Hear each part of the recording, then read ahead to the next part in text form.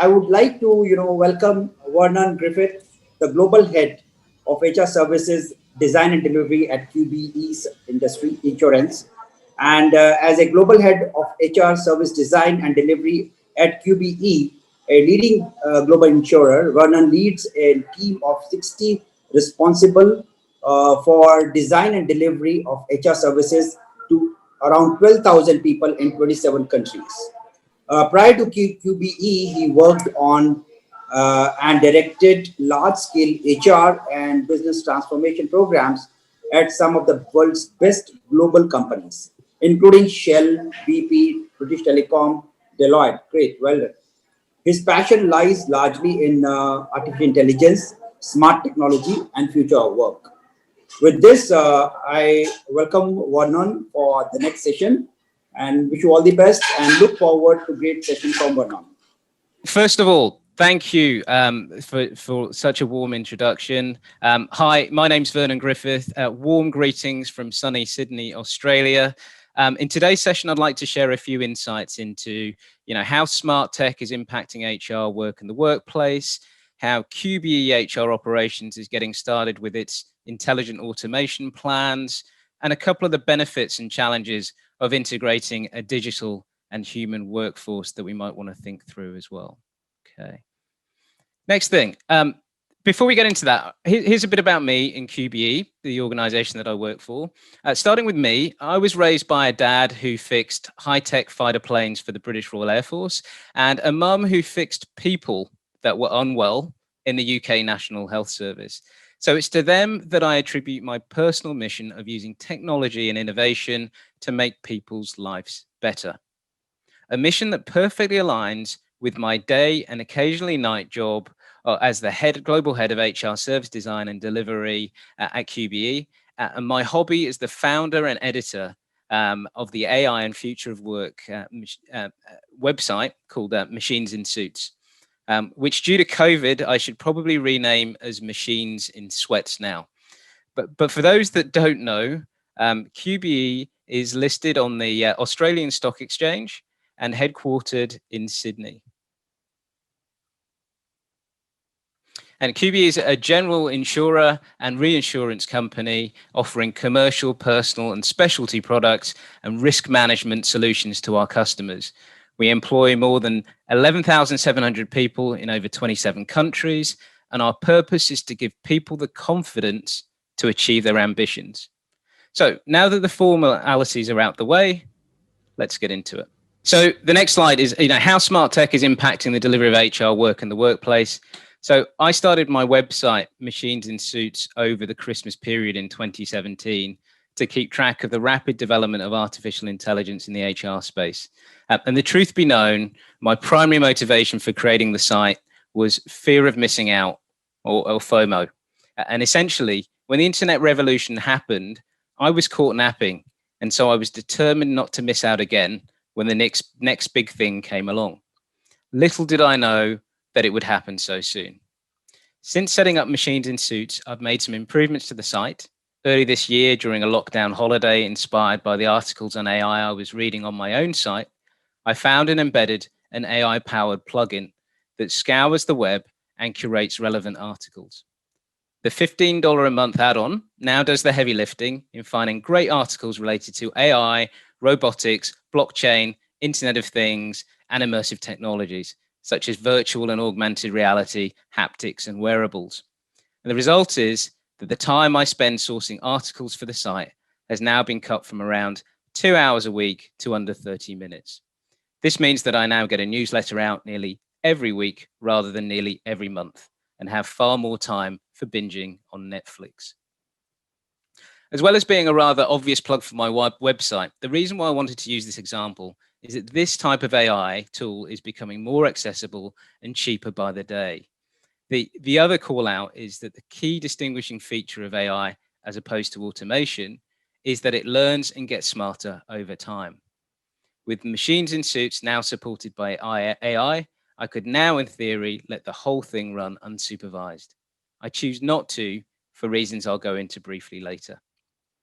In HR and other corporate functions, it's this kind of soft robot or digital worker that is evolving the way we work. in the same way that hard robots have revolutionized manufacturing, distribution, and retail. To illustrate this further, let's look briefly at 3 headlines from Machines in Suits. Recruitment has and will continue to be a furnace of digital innovation due to a largely formulaic process that starts with attraction, progresses through selection, and on to offer. In the following short extract from this article, Rajiv Menon from Talview, the producers of an AI-powered video interview and online assessment tool, shares his take on the future of hiring. Imagine this: a potential job opening comes up in an organization, AI passes through the internet and seeks potential ideal candidates. The recruiter does not approach a candidate directly. However, AI sends them interesting content about the job openings and the company, as with digital marketing. Once the prospect has clicked on the content or call to action, a human gets in touch with the candidate and takes the conversation forward, mostly through an interview. In this case, AI has already suggested the kind of offer that would interest shortlisted candidates and how the interviewer should negotiate.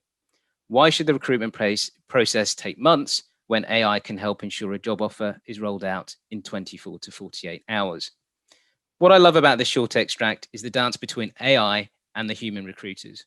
While AI is doing the rules-based heavy lifting, like parsing the internet, digital marketing of content, and making useful suggestions to the recruiter based on data, stuff humans can do, albeit relatively slowly, a human is still in charge of contact with the candidate, interview-based assessment, and the final negotiation.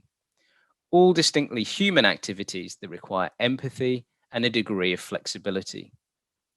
The other thing that strikes me is how this new process is more akin to executive recruitment rather than the job board driven post and hope attraction process we typically follow for general appointments today. Rajiv's final question about whether we could cut the time to recruit from months to days by humans and machines working together to do what they do best is a great one. I, for one, think we could. The next featured article opens by explaining that one of the biggest challenges that companies face as they try to improve their learning and development programs is time. It then goes on to describe how AI can be used to help reduce that problem today. AI can equip L&D professionals with valuable insights on how to refine programs by measuring what courses learners are taking, how long it takes to complete them, how well they perform on tests and evaluations, as well as what feedback they have on the design of the modules. It can also help create learning content. If a learner wants to know how to code using JavaScript, for example, AI can crawl the web for relevant tutorials, videos, and research and synthesize that information in a digestible manner automatically. This means a lot of the hard yards when it comes to course development can actually be automated. From a learner's perspective, just as Netflix, mentioned before, is able to make a pretty good guess about the kind of shows a user would enjoy based on their past viewing history, L&D programs can use artificial intelligence to understand learners and make recommendations about how they can meet their educational goals. Imagine an AI tool that assesses a worker when they're hired and suggests training that helps them attain missing skills. It could help them stay on task with reminders, continually assess the learner at regular intervals. As the individual's job role shifts, the tool could then suggest ways to upskill. Over the years, the tool could develop a deep understanding of how the individual learns and the most effective ways to help the learner advance. Science fiction? No, this is science fact. I'll talk about how we're progressing with a similar skills-based learning system at QBE a little later. My final article, headlined on Machines in Suits in March 2018, but was first published back in 2015. It's from an organization called Narrative Science and provides insights into a branch of AI known as natural language processing, an area that has progressed in leaps and bounds in the last 10 years, as most of you will have personally experienced through Siri, Alexa, Cortana, and a whole host of other apps that you can speak into in a normal way to get stuff done. Narrative Science specializes in data analytics, and they believe that stories are the bridge between numbers and knowing, or as Brené Brown puts it, stories are data with a soul. And if there's anything that HR should be custodians of, surely it should be the soul of an organization. corralling and converting the massive amount of people data we have sloshing around into meaningful insights for our business leaders and all our people is without doubt one of the defining activities of HR in this era. Here too, AI can give us a helping hand. As with other implementations of AI, natural language generation, or NLG, allows organizations to process large data sets more efficiently than humans can. Organizations who have implemented an NLG solution can produce thousands more narratives in a sliver of the time it would take humans to write each one individually. In addition, NLG enables complex personalization at scale. If your company has a superannuation scheme, a pension scheme, the portfolio summary you receive is likely to be generated using NLG, but it is highly personalized, speaks directly to you, and uses your unique set of information. Natural language processing can also make data more insightful and easier to understand for humans who are not data experts. While charts and graphs are visually appealing, it may be a challenge for some people, especially those who aren't used to analyzing data, to extract the important messages they should receive from the visualization. NLG can further engage the reader through written summaries and key insights to accompany the charts. Don't have time to go into it now, but if you're interested in reading more about where natural language processing is going, I'd recommend Googling GPT-3. The prototypes being created using this algorithm are simply mind-blowing. Right. Okay, so we've had a brief look at a few headlines in the intelligent automation space. I now want to delve into a few examples and how we're starting to embrace intelligent automation in HR at QBE.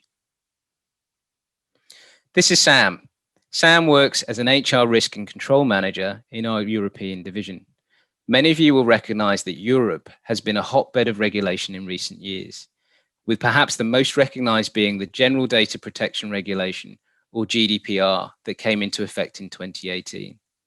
Now, around about the same time as GDPR was being drafted, another piece of regulation was being rolled out into UK banks in response to some of the scandals emerging from the global financial crisis. This legislation was called the Senior Manager and Certification Regime, or SMCR. Part of the regulation was that UK banks and later all UK financial services organisations take more responsibility for leaders being fit and proper at the time of hire and each subsequent year. This involved performing a series of reference checks, qualification checks, credit checks, criminal records checks, directorship checks, conduct rule breach checks, and disciplinary checks. After all these checks, a self-declaration needed to be signed by the employee and the assessment signed off by the manager and retained on file for inspection by the Financial Conduct Authority. In total, we have around 70 leaders in the UK that were in scope following the rollout of the legislation in December 2018. As you can imagine, completing all these checks and associated admin was a laborious task for the HR team. In year one, this was all done manually, but this year, Sam and team took a different tack. They partnered with the local robotics and IT teams to explore task automation. In 8 weeks, and for the reasonable sum of £25,000, the team built out 6 bots to automate various parts of the process using Pega's robotic process automation suite. Cunningly named bots 1 to 6, Sam's small but efficient bot army now completes the following tasks under her supervision. Okay. So while there have been no real-time savings this year, as Sam and team were actively involved in the bot development, benefits are expected to be accrued from next year onwards. As an example, completion of the certified person certificate manually took 2 days, but with bot 4 this year it took only 28 minutes. As well as saving time for the team, they also called out that there was reduced opportunity for human error in the process. In Sam's words, with our lovely bots, it was like Christmas come early. A great example of how you can start small and deliver significant improvements on a low budget. Thank you, Sam. Okay. Next up, we have Chandrani, or CC as we know her. She's a Wonder Woman who double hats as the head of HR for Asia and group head of head capability and learning. As with most other organizations, QBE has a requirement to deliver compliance training to all our people to meet regulatory obligations.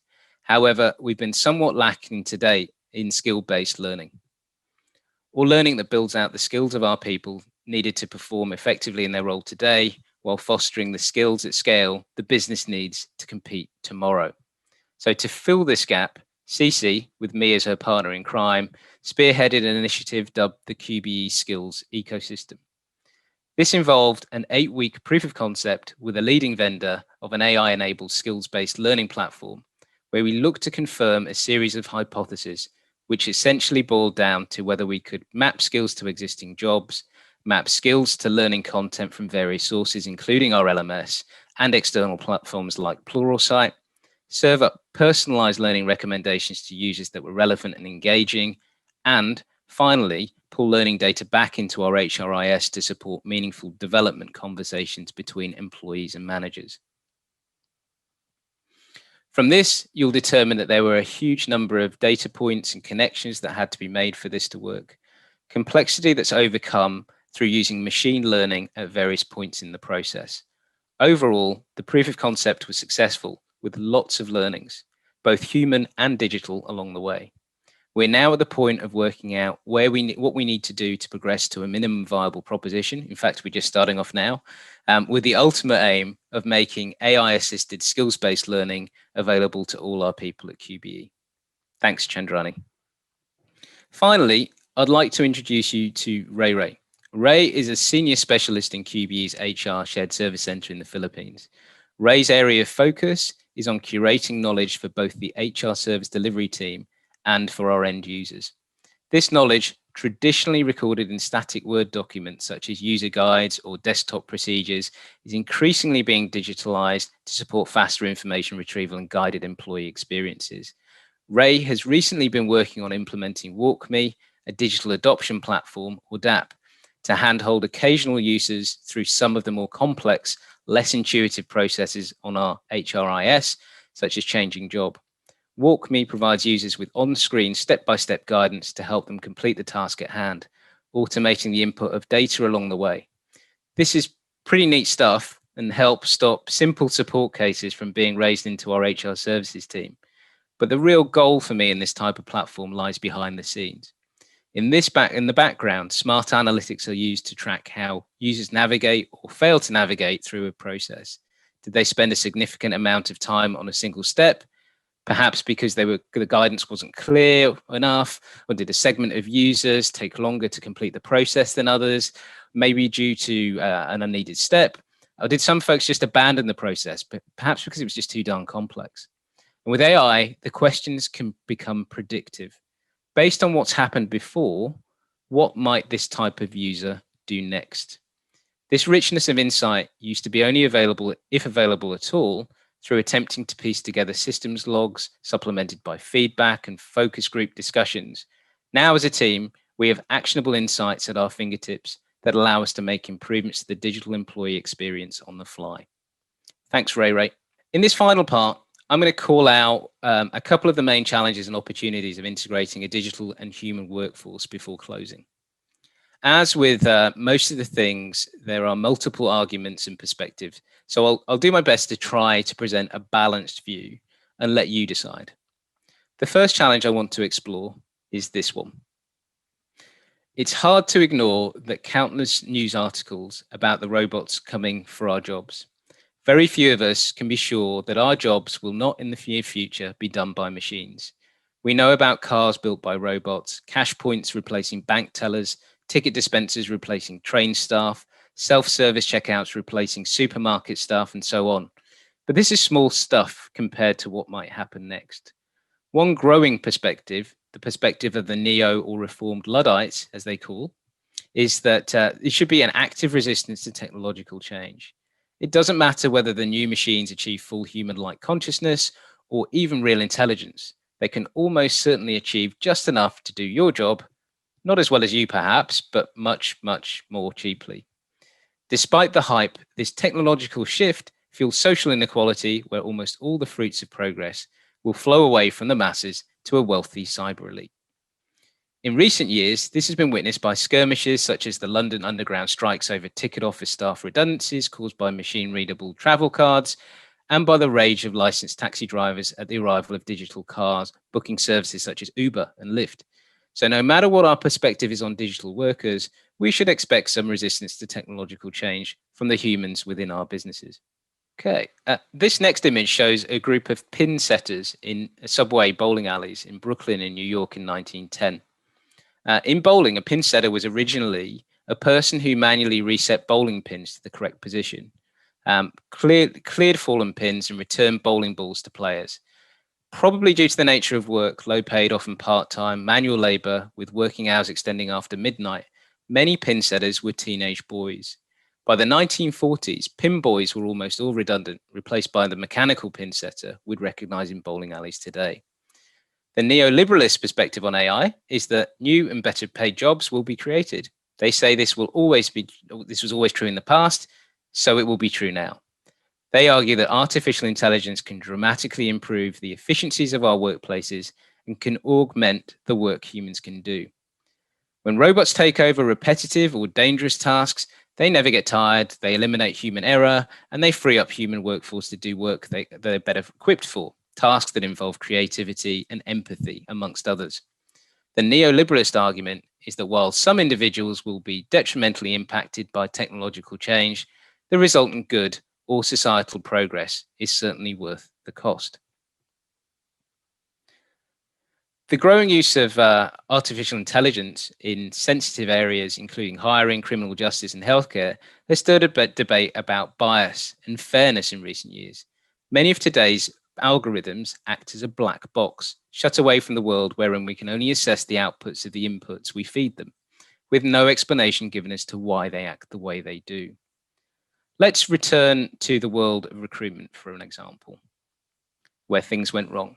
As we explored earlier, AI enables hiring companies to assess many more applicants by analyzing and interpreting a huge volume of candidate data quickly and cost effectively. But caution needs to be applied here, because the basis of the selection decision must be legally defensible.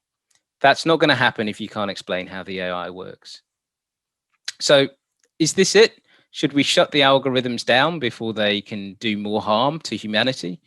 Maybe not. An alternative perspective is that this is a human problem and machines can actually help.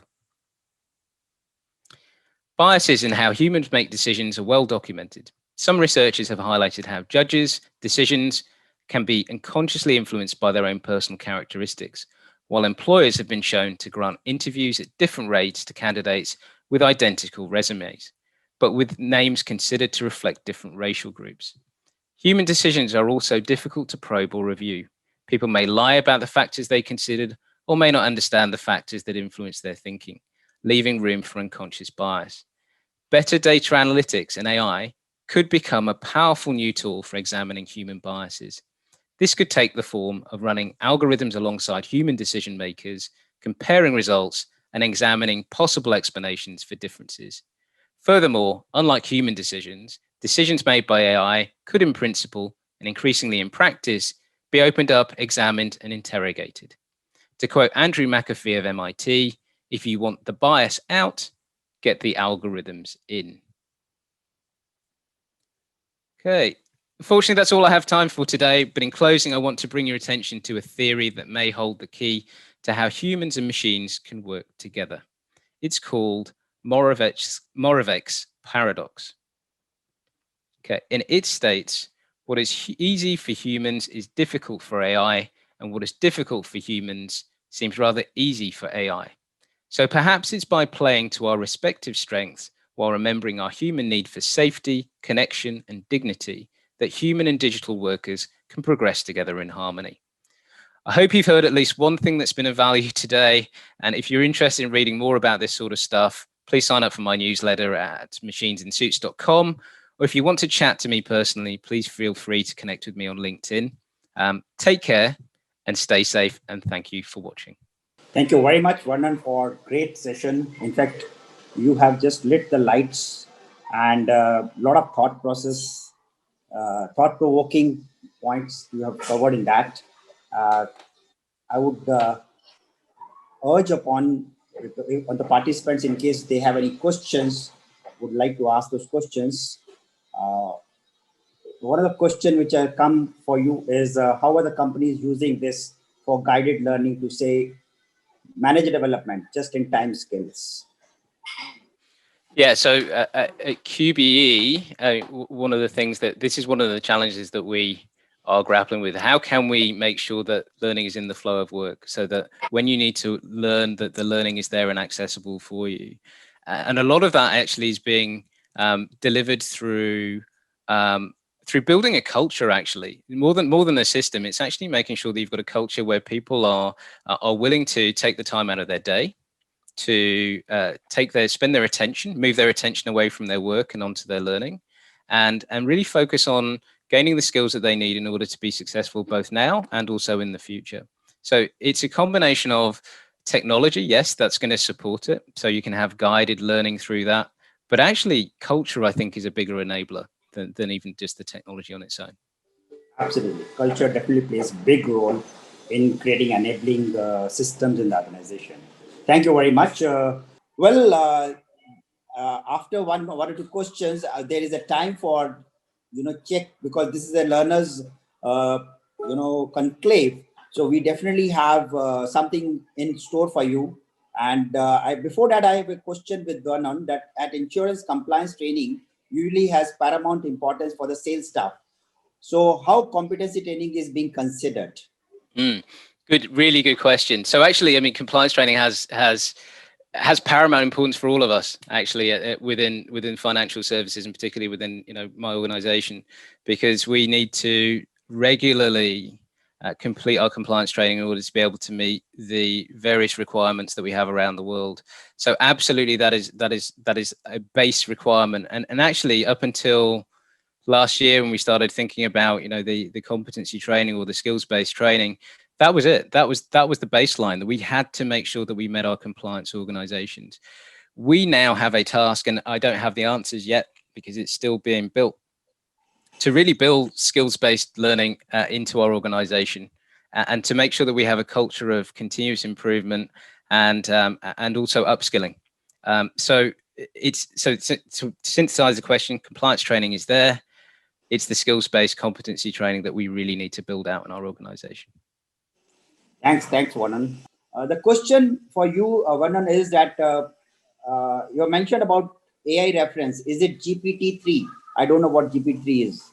Yes, absolutely. Yes, it is a great question. Yeah, it's GPT-3, and I just responded, Alex. So thanks for that question. It's GPT-3. So that's the natural language generation algorithm that's out there, that has millions of different nodes and can do some amazing things just from language. So you can just add in lines of code, and it will create programs based on those codes. Some of the other things as well is it's being used in some of the visual type areas as well. So I know that it's being built out to be able to put in a line of, say, for example, I like creation of an avocado chair, and it will go away and it will create images of an avocado chair and will come back. So there are some amazing things that GPT-3 and the other big algorithms out there that are being able to do. Thank you, Varun. Thank you very much.